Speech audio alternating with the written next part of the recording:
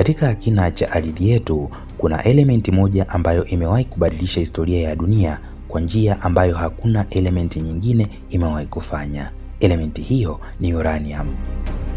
Uranium ni elementi ambayo inaweza ikatoa nishati ya kutosha kuwasha miji mikubwa kwa miaka mingi, lakini pia inaweza kuangamiza miji mikubwa ndani ya sekunde chache.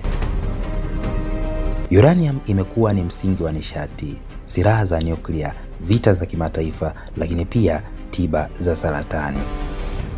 Lakini pamoja na uwezo wake mkubwa, uranium pia imeacha historia ya mateso, magonjwa ya mionzi na maafa ya kibinadamu.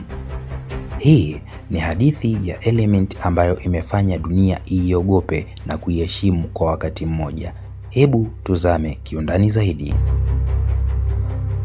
Hadithi ya uranium inaanza mwaka 1889. Mwanamkemia mmoja kutoka Ujerumani aitwaye Martin Heinrich Klaproth alikuwa akichunguza jiwe la madini lililoitwa pitchblende kutoka mgodi wa fedha katika eneo la Joachimthal, Bohemia. Katika uchunguzi wake aligundua kwamba jiwe hilo lilikuwa na elementi mpya ambayo haikuwa imewahi kuonekana kabla. Aliipa jina uranium kwa heshima ya sayari ya Uranus ambayo ilikuwa imegunduliwa miaka michache kabla. Hata hivyo, kwa wakati huo watu hawakujua nguvu iliyofichwa ndani ya elementi hii. Kwa zaidi ya miaka 100, uranium ilitumika kwa matumizi rahisi kama kupaka rangi kwenye glasi na vyombo vya kauli, kutengeneza uranium glasi yenye mwanga wa kijani, matumizi ya mapambo ya viwandani. Hakuna aliyedhani ya kwamba elementi hii ndogo ingeweza siku moja kubadilisha historia ya dunia. Mwaka 1896, mwanafizikia wa Ufaransa Bwana Henri Becquerel alifanya ugunduzi ambao ulitikisa ulimwengu wa sayansi. Aligundua kuwa uranium hutoa mionzi yenye nguvu bila hata kuhitaji mwanga ama joto. Mionzi hiyo inaweza hata kuchoma picha kwenye filamu za picha, kuathiri hewa inayozunguka. Baadaye wanandoa maarufu wa kisayansi Marie Curie na Pierre Curie waliendeleza utafiti huo. Wao waligundua kwamba madini ya uranium yalikuwa na elementi nyingine zenye mionzi mikali kama radium na polonium. Utafiti wao uliweka msingi wa sayansi mpya kabisa iliyoitwa radioactivity ama mionzi ya atom, lakini kwa wakati huo watu bado hawakuelewa hatari yake. Katika miaka ya mwanzo wa karne ya 20, radium na uranium zilionekana kama miujiza ya kisayansi. Bidhaa zenye radium ziliuzwa kama dawa za afya, vipodozi, maji ya kunywa na hata dawa za kuongeza nguvu. Lakini baadaye madhara ya kutisha yalianza kuonekana. Mfano maarufu ni wa Radium Girls nchini Marekani. Wanawake hawa walifanya kazi ya kupaka rangi ya radium kwenye saa ili ziweze zikang'aa gizani. Walifundishwa kulamba brashi zao ili kupata ncha kali, bila kujua walikuwa wakimeza chembe za radium kila siku. Baadaye wengi walipata kansa ya mifupa, kuoza taya, magonjwa makubwa ya mionzi. Hali hiyo ilijulikana kama radium jaw.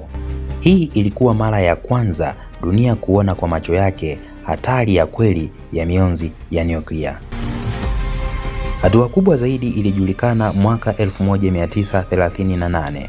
Wanasayansi wa Ujerumani Otto Hahn na Fritz Strassmann waligundua jambo la ajabu sana. Waligundua kwamba atom ya uranium inaweza ikapasuliwa vipande viwili. Mchakato huu huitwa nuclear fission. Wakati atom ya uranium inapopasuliwa, hutoa nishati kubwa sana, hutengeneza mlipuko mkubwa wa nishati, lakini pia hutoa mionzi hatari sana. Ugunduzi huu ulifungua mlango wa kitu kipya kabisa, silaha za nyuklia. Wakati wa vita ya pili ya dunia, nchi kubwa zikaanza mashindano ya siri ya kutengeneza mabomu ya nyuklia. Mradi mkubwa zaidi ulikuwa ni The Manhattan Project nchini Marekani. Uranium iliyotumika katika mradi huo ilitoka katika mgodi maarufu wa Shin-Kolobwe katika Jamhuri ya Kidemokrasia ya Kongo. Madini kutoka mgodi huo yalikuwa na uranium yenye ubora zaidi na mkubwa duniani. Matokeo ya mradi huo yalikuwa ni mabomu mawili ya kwanza kabisa ya nyuklia, Hiroshima na Nagasaki. Mlipuko huo uliua mamia na maelfu ya watu ndani ya sekunde chache tu. Kuanzia hapo, uranium ilianza kuonekana kama elementi ya kuogofya zaidi duniani. Baada ya vita ya dunia ikaingia katika kipindi kinachoitwa Cold War. Marekani na Umoja wa Kisoviet walishindana kutengeneza mabomu makubwa zaidi, silaha za nyuklia na makombora ya nyuklia, na uranium ilikuwa ni moyo wa silaha zote hizi. Inaaminika baadhi ya mabomu ya kisasa ya nyuklia yana nguvu mara elfu ya bomu la Hiroshima, na hii ndiyo sababu uranium imekuwa element inayosimamiwa kwa uangalizi mkubwa zaidi duniani. Licha ya hatari, uranium pia imeleta faida kubwa. Katika reakta za nyuklia, uranium hutumika kuzalisha umeme. Faida ya nishati ya nyuklia ni kwamba hutoa umeme mwingi sana, haitoi gesi nyingi za uchafuzi kama makaa ya mawe, lakini pia inaweza ikawasha miji mikubwa kwa miaka mingi. Leo zaidi ya nchi 30 duniani zinatumia nishati ya nyuklia.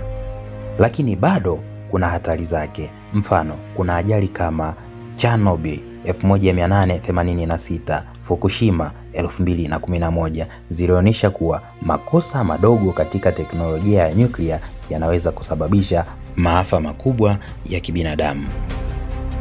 Leo uranium ni moja ya rasilimali zinazolindwa sana duniani. Inatumika katika uzalishaji wa umeme wa nyuklia, silaha za nyuklia, tiba za saratani, utafiti wa kisayansi na teknolojia mbalimbali. Lakini pia kuna hofu kubwa, kwa sababu ikiwa uranium itaingia katika mkono wa magaidi, vikundi vya kijeshi visivyothibitishwa au serikali zisizo na uwajibikaji, inaweza kusababisha maafa ya kimataifa. Uranium ni elementi yenye sura mbili. Kwa upande mmoja ni chanzo kikubwa cha nishati duniani, lakini kwa upande mwingine ni nguvu inayoweza kuangamiza ustaarabu wa binadamu. Ni elementi ambayo imesababisha mapinduzi ya sayansi, maendeleo ya teknolojia, lakini maafa ya vita.